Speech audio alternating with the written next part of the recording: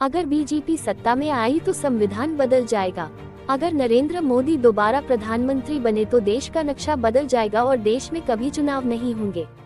ये शब्द किसी यूट्यूबर या विपक्षी नेता के नहीं हैं। ये शब्द हैं देश की कानून मंत्री निर्मला सीतारमण के पति के। बता दें कि निर्मला सीतारमण की शादी कांग्रेस से जुड़े परिवार में हुई है।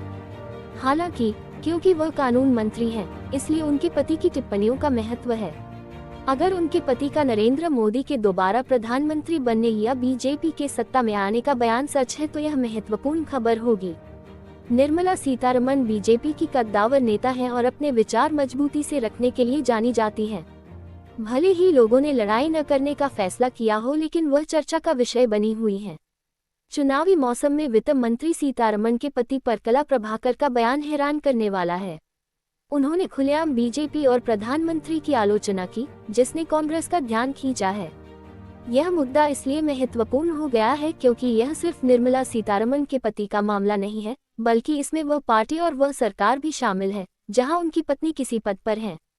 परकला प्रभाकर का दावा है कि अगर बीजेपी सत्ता में आई तो देश का संविधान बदल दिया जाएगा और देश की सीमाएं भी बदल दी जाएंगी। उनका अनुमान है कि 2024 में दोबारा सरकार बनी तो विवाद होगा। कांग्रेस ने इस मौके का फायदा उठाया और वीडियो शेयर किया। ये पहली बार नहीं है जब निर्मला सीतारमण के पति ने मोदी सरकार की आलोचना की है।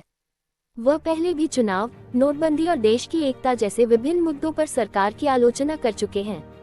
उनके कार्यों के कारण सरकार को देश की अर्थव्यवस्था पर आलोचना का सामना करना पड़ा। सत्ता पर काबिज निर्मला सीतारमण भी अपने पति की नीतियों की आलोचना कर चुकी हैं। अगर आप नहीं जानते तो बता दें कि निर्मला सीतारमण के पति प्रसिद्ध अर्थशास्त्री परकला प्रभाकर हैं, जिनका जन्म 1969 में आंध्र प्रदेश के नरसापुरम में हुआ था। वह एक राजनीतिक परिवार से आते हैं और उन्होंने अकादमिक सफलता हासिल की है, जिसमें London school of economics and political science से डिग्री भी शामिल है। उन्होंने विभिन्न पदों पर काम किया है और राजनीति में शामिल रहे हैं, जिसमें प्रजा राज्यम पार्टी के प्रवक्ता के रूप में कार्य करना और सरकार के संचार सलाहकार के रूप में काम करना शामिल है।